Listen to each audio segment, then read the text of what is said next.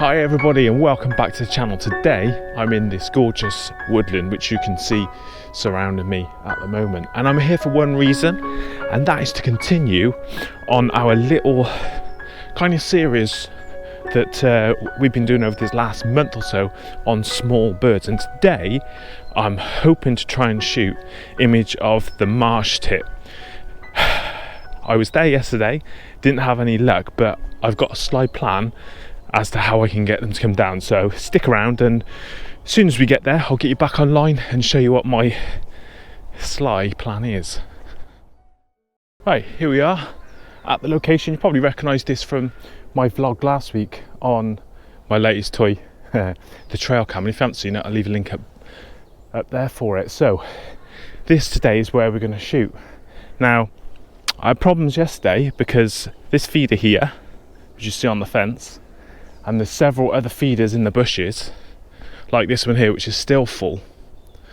What I noticed is when I put a lot of seed along there on that Cotswold stone wall and even on the fence post, they weren't that interested, simply because the fat balls and everything over here. So they've been really busy overnight, finished off most of these. There's only this one, so my sly plan is to take that one down, hide it away, and let me just get my bag off. There, and then seed down here. Now I was sat here yesterday just for about 2 hours just down there and trying to shoot the birds as they come to feed here.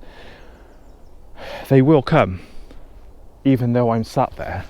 I think they're used to people here because I've sat here with my son many times. But what I'm going to do is I'm going to put up a little camo sheet over here, because the images aren't the issue with these Marsh Tits. It's actually video, because they're from the tit family. They jump, flip all over the place. So I'm going to set myself up in there, camo sheet, seed that up, and try and get some video and images, of course. Let's get on with it.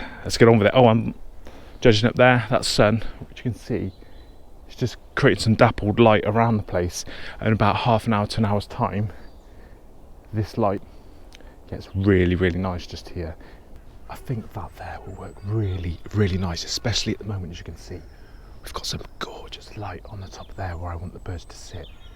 I think it was a little bit unfair for me to take the fat balls away, so there they can still feed, and there I get a better chance than sitting on the perch. I really want to get a bird on either left or right of that, preferably the right. Look at that, real nice. So just to see how we get on, so let's get myself set up, get a coffee, get it seeded up, ready to go.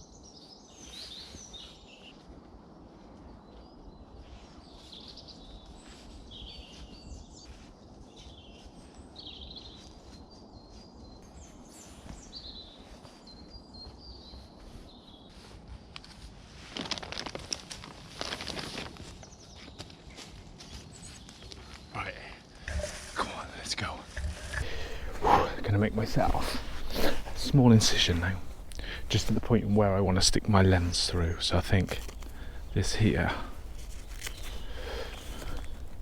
would be just about perfect. And also I'm sitting on the floor, so one of these kind of like insulated mats I've got to sit on there. I think about £2 from Sports Direct, I think I got it from. Really good, because even though there hasn't been a lot of rain, you sit on this floor, you will get damp butt, so just a bit of extra added warmth and comfort for me to sit on. I've got a different lens today. I've got the 70-200 because I'm not that far away, and with it being a 2.8, gives me a little bit more light to play with. So let's see if it fits through that hole. Absolutely perfect.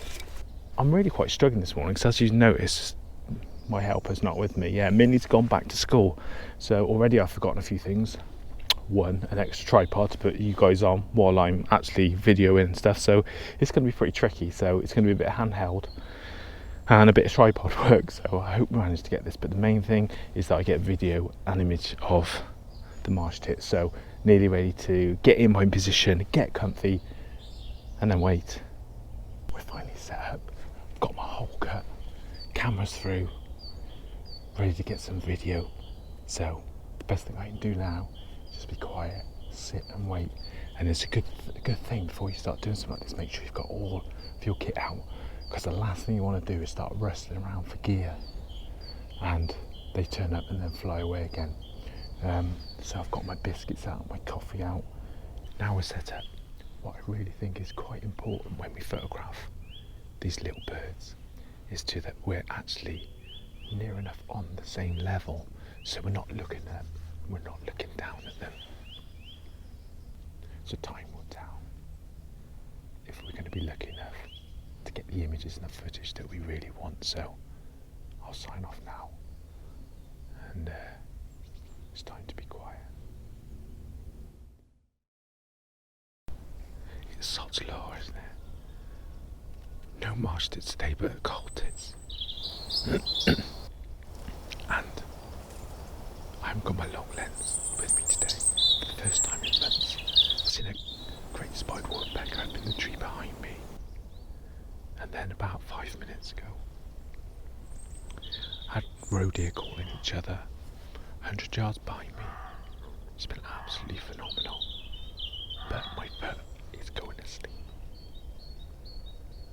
So I'm not really sure what to do at the moment. I'm going to hang around, but I might have to try and get some shots of the cold tit instead. Just get a bit of video. Trouble is they come down and feed and then they're gone again. So I'm still waiting out though for the Marsh Tit.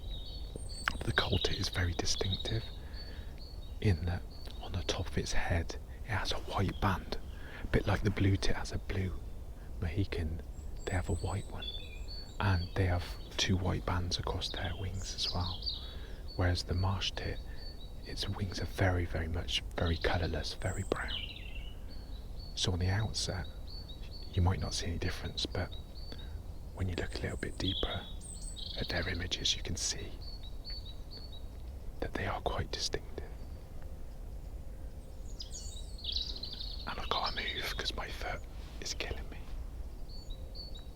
Finally, we had an appearance.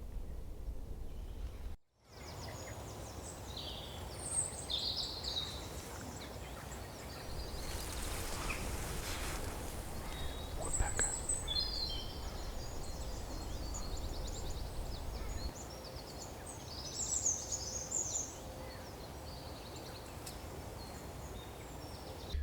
What I found is another challenge to photographing these small birds in environments where you got wooded, shaded areas is that it's really quite viable. I find to every 5-10 minutes as the light changes, if you're focused on a certain perch or point, just to take a test shot, because as the light changes the shadow moves, so does your shutter speed. So what I'll do is every 10 minutes, like I say, I'll take a shot, make sure I'm still okay. You don't have to keep the shot, just delete it, but then you know when the bird lands on that perch, you can have the correct exposure you want, and so there's not so much play around in post. So it's a little tip I've learned over these last 3 or 4 weeks there.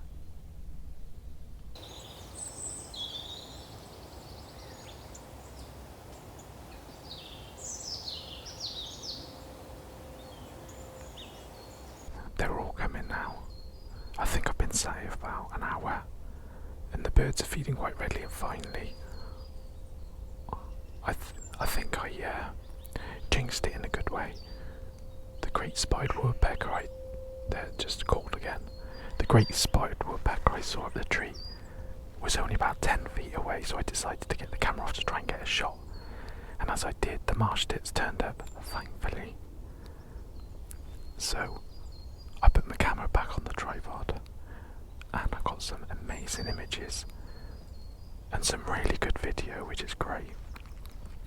The only trouble I'm noticing though is that I can't, when I haven't got Mini with me, I can't do both. It is difficult. So I can take video, but I can't take shots. So usually he helps me out with the video. So it is so tough.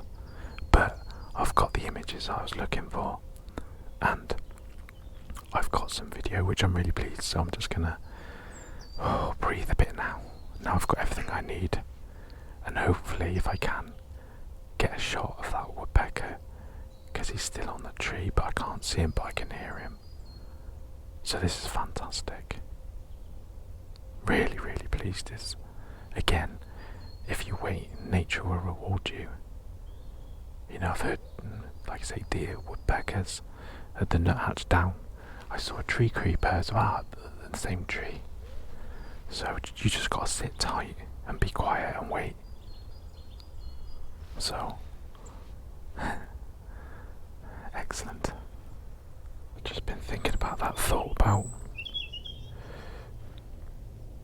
me being here by myself without Minnie's help, and I think that what I really need to get is my birthday soon, is remote control, so I can have you closer to the subject, and then when they turn up I can press my remote control to record as well as shoot images on my camera.